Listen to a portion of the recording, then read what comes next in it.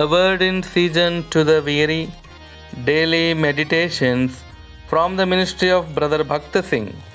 March 8. I delight to do thy will, O my God. A. Thy law is within my heart. Psalm 40 and 8th verse. David came to be known as a valiant man.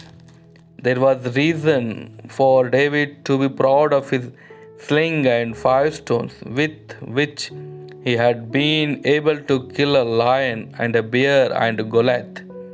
David had other qualifications too, of which he could have been proud. He was clever in playing many musical instruments. He was prudent in all matters and not like common shepherds who are usually ignorant and often foolish. Besides all this, he was a good looking man. A young man with so many qualifications might we usually expect to rise to a very high position in life. However, David did not have any worldly ambitions. He had only one longing to serve the Lord living God. As we can see from his words in 1 Samuel 17 chapter 26th verse. God was saying to him, David, if you want to serve me and enjoy my faithfulness, do not depend upon your 5 stones and sling, nor upon your high qualifications, nor upon your human wisdom.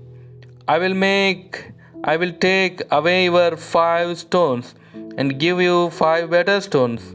As the Lord took Moses to Midian, so now he took David through 5 great experiences in his life and gave him one by one 5 greater stones, which he might use as weapons. That is always God's way with us. He takes away something less valuable and less useful and gives us instead something better and greater. According to the standard of his day, David was the best qualified man in the whole country. So he might have thought that because of these qualifications, he would be much appreciated by his countrymen.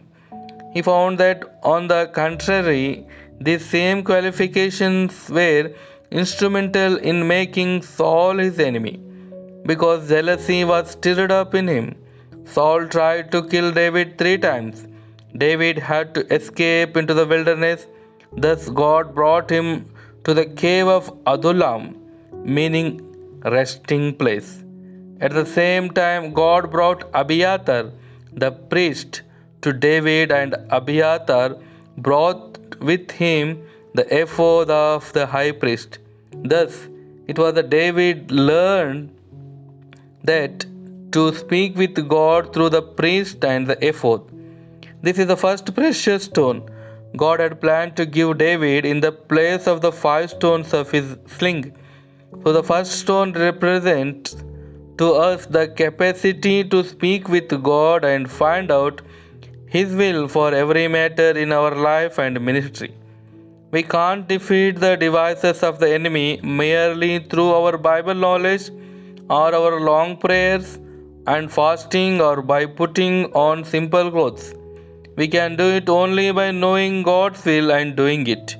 If we continue doing the will of God day by day faithfully, we will see the enemy defeated again and again, and we will be able to appropriate his victory. So, may the Lord teach us how to speak with God and find his will and then obey him implicitly. This is the first stone God gave to David.